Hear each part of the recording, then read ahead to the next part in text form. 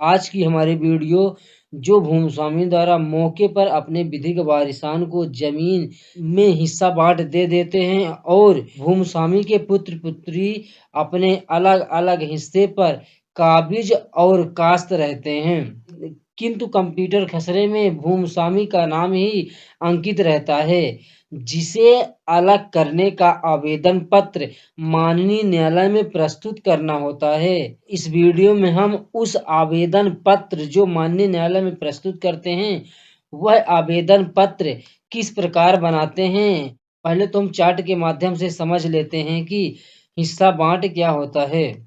जैसे मान लीजिए यह एक भूमि है, इसके मालिक भूस्वामी राजेश हैं और राजेश द्वारा इस भूमि को हिस्से में अपने पुत्र पुष्पराज या अमित को दे दिए हैं, किंतु कंप्यूटर खसरे में आज भी आवेदक का नाम अंकित है। न्यायालय श्रीमान तहसीलदार महोदय वृत्त सुहागी तहसील त्योंथर जिला रीवा मध्य प्रदेश।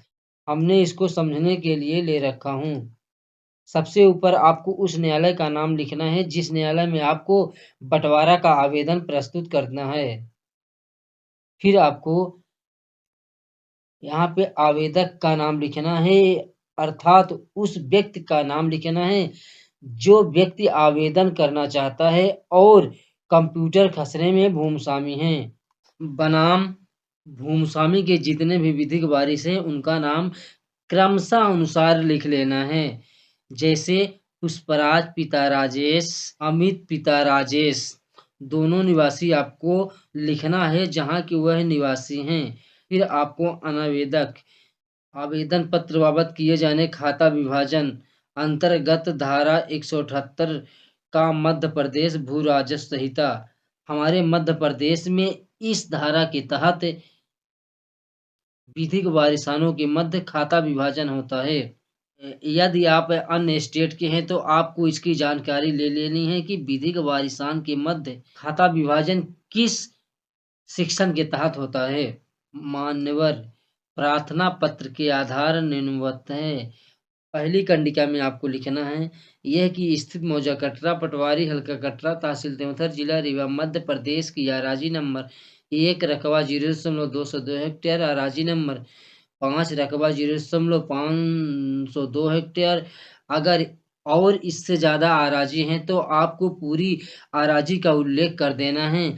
भूमियों के तनहा मालिक भूस्वामी एवं अधिपत्यधारी आवेदक राजस्व दर्ज अभिलेख हैं। अगली कंडिका में यह कि आवेदक एवं अनावेदक गण आपस में पिता पुत्र हैं जिनके बीच मौके पर आपसी विभाजन हो गया है और विभाजन अनुसार आवेदक एवं अनावेदक गण अपने अपने हिस्से में काबिज होकर कास करते चले आ रहे हैं।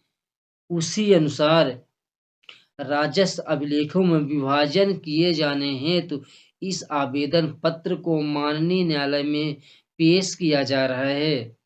तीसरी कंडिका यह कि आवेदक का सचरा खानदान निम्नानुसार है।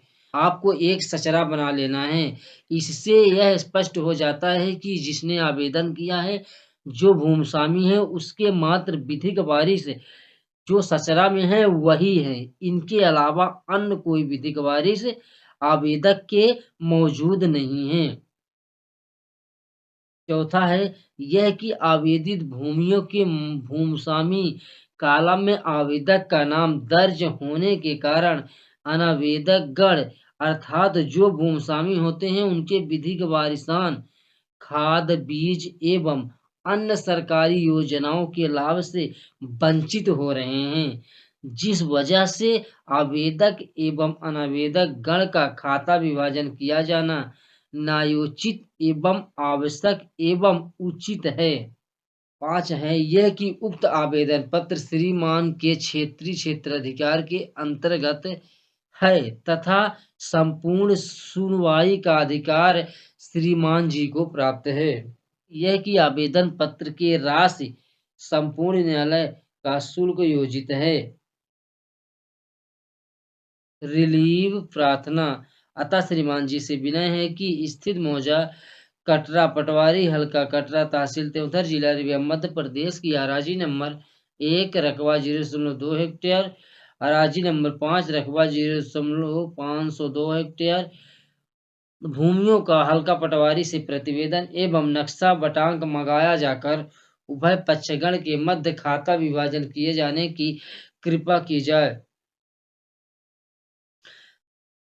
आपको दिनांक लिखना है जिस तारीख को आप आवेदन देना चाहते हैं। आवेदक भूमि स्वामी के यहाँ पे नाम रहेगा।